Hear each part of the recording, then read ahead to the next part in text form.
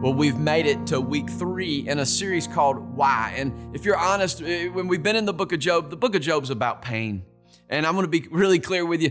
It's painful to teach on pain. When you look at the book of Job, there's themes. The theme is hurt. The theme is loss. The theme is an angry wife and bad friends. And the reality is we connect with that. I mean, nothing about our world today does not involve pain, hurt, loss, disappointment, sometimes angry wives and bad friends. So there's a word in Job that applies to you and me. And I want to catch you up just real quick because you need to understand Job was a righteous man. It's the way the book of Job begins. Job 1 talks about how righteous and blessed he was. Next thing that happens is Satan comes to God and he says, hey, I want to begin to attack Job. And God says, listen, you can't affect Job's health, but Job's a righteous man, and it's not because of the way he's blessed. Well, Satan says, let me see. And so then we see messenger after messenger come to Job and say, your cattle, they're gone. Your wealth is gone. Finally, your 10 kids are all gone. Next, Job responds, and he responds in an amazing way. Some of you have done this in the midst of pain. Job responds, he says, naked I've come from this world, naked I will leave. I'm going to continue to praise the name of the Lord. Next, we find Job, and again, the enemy comes back to God a second time. He says, God, now let me affect Job's health, and let's see if he is still so righteous. So Satan again begins to attack Job. We find Job in the second chapter, just the second chapter. All that happened in the first chapter. Second chapter, we find Job isolated and alone, covered from head to toe in sores. He says he's in a pile of ashes and he's scraping these sores with broken pottery. And his wife comes to him, gives him some terrible advice. His friends come to him, give him some terrible advice. And finally, 30 chapters later, we make it to the end of Job, and much of Job is spent with questions and why and what happened. And then God breaks the silence and he begins to speak to Job. And today I want to talk real simply on really what is the upside of pain. And I say that with such humility because pain is so difficult, but sometimes our biggest challenges tend to be God's biggest opportunities. First thing, when pain comes, would you just pause? We see this in Job's life, right? Job had 10 kids. Job had 500 oxen and sheep and cattle. Job had a lot going on in his life, but when pain came, he paused. We do the same thing, right? When difficulties come, we catch our breath. This week, I got to sit down with one of our house church pastors, and he just got a really difficult diagnosis with cancer. First thing he did, he had his kids over. Second thing he did, he had his kids and his grandkids all come to church with him together. They sat together. Next, he took his wife on a little vacation. Before he even knew the details and the plan of all that was coming with his treatments, he said, I need to get away with the people that I love. I need to pause. Pain causes us to do that. It can change our perspective. It can change our pace of life. Second thing that happens when pain comes in our life, it makes us pursue. It makes us pursue a cure. It makes us pursue wisdom. It makes us pursue advice. It makes us pursue help. I love the story. It's in 3 of the 4 Gospels of the woman that was bleeding. She was bleeding for 12 years. Man, she is the New Testament version of Job. And it says, finally, Jesus came into town.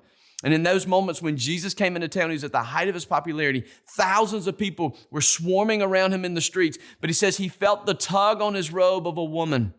And he looked back and he said, who was this? And she said, listen, it was me. And can I tell you the thing she did right is she didn't run from God in the midst of pain. She pursued him. Same thing with Job, man, 30 chapters of him pursuing God. Now listen, it's not a Sunday school kind of pursuit. I mean, it's hard. He's asking why, what happened, where are you? This woman had been bleeding for 12 years. Man, don't you know she had tried every cure? She'd seen every specialist, but finally in the midst of that moment, she didn't stop pursuing God. Would you pursue God in your pain? Third thing, when pain comes that I think allows us to grow, we pause, we pursue, and then we're reminded of our place. Listen, so much of the book of Job, when finally God breaks the silence, he breaks the silence and really is what is a difficult way. God speaks to Job and he says, Job, where were you when I laid the earth's foundations? He says, Job, did you create the sun, the ocean, the galaxies? What about the constellation? Can you raise your voice to the level of the clouds? He says, were you there for the sending of lightning bolts? In other words, he says, listen, Job, pain is so hard and there's so many questions, but you need to understand I'm God. And some things you're not going to understand. We say this as parents sometimes, don't we? Like, hey, why do I have to do this? Well, because I said so. And what we're saying is, listen, as parents, we have a different role. We have been there and done things you haven't done speaking to our kids. We are two different people in two different seats on the bus. And when God responds to Job, he tells Job real clearly, hey, Job, listen, I'm God, you're not. And that is so hard to preach because it's hard to accept that sometimes we don't understand and we won't know why. When I was preparing for this message, I was reminded of this because that night that I started working on this message was one of the nights we had a severe thunderstorm come through. And Katie kicked me out of the bed in the middle of the night and said, hey, go watch the weather. And in the middle, I got kids sleeping in my house. I'm a pastor at a big church. Everything's going well. And the lightning bolt hit outside. And I was reminded that God can take me out of this world just as quick as he brought me in this world. And sometimes pain reminds us it's really not about our wealth. It's really not about our status. But man, the reality is God, and we are here for a limited amount of time. Now, I want to quit being so preachy, and I want to become more practical. And I want to speak to you directly today. If you're in those moments, you're in that time of just pain in your life. And can I tell you practically, can I ask you to do some things? Number one, would you recognize the war? You see this with Job's wife. Job's wife says, listen, this is all God's fault. Job's friends said, look, you need to blame yourself. You're doing something wrong. Reality, Ephesians 6. For our struggle is not against flesh and blood. He says, listen, our struggle is not against you and me. It's not your mother-in-law. It's not your husband or your wife. But the struggle is against the rulers, against the authorities, against the powers of this dark world, and against the spiritual forces of evil.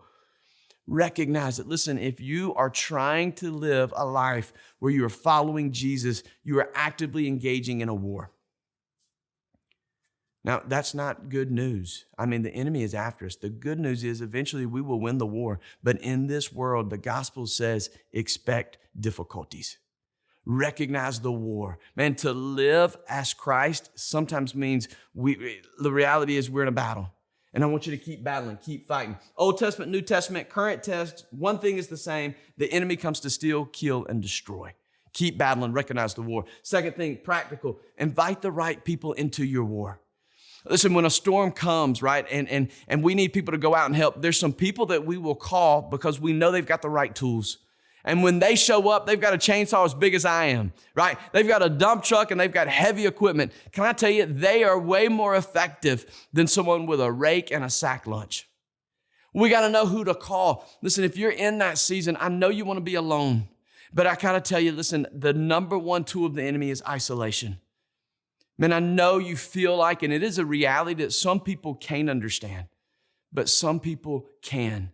And I want to challenge you, be willing to let down your guard. Be willing to, even when your emotions and your feelings are not there, step out of your comfort zone and let other people come around you. There are people who love you and who want to go to battle with you. Invite them into your war. Now listen, if that's you, if you get the chance to go battle with someone and to help them in those moments of pain, here's your role. You ready? Less is more. Talk less, be present more. Don't fix it. Listen, if you could fix it, if they could fix it, they would have, I promise. And men, this is so hard for us. But instead, just engage. Engage with your wife when she's struggling. Engage with the people that you love. Be there, be present. Be their guardrail. I was talking to a friend of mine, and he said, the best thing you can do for me in this moment is that the train's already off the tracks. But don't let it fall over. Just stand there with me and hold me up until it gets back on the tracks. Be present. Be present with the people that you love in those moments. The third thing, the last thing, if you're in that season of pain, would you remember in the dark what God showed you in the light? I know it can be blinding. I know you can't see to the left or to the right, and you definitely can't see when this is going to lift, but can I promise you some things? Can I give you some things to hold on to? God is going to meet you in the pain. He's not going to leave you. He's not going to forsake you. He is going to battle with you.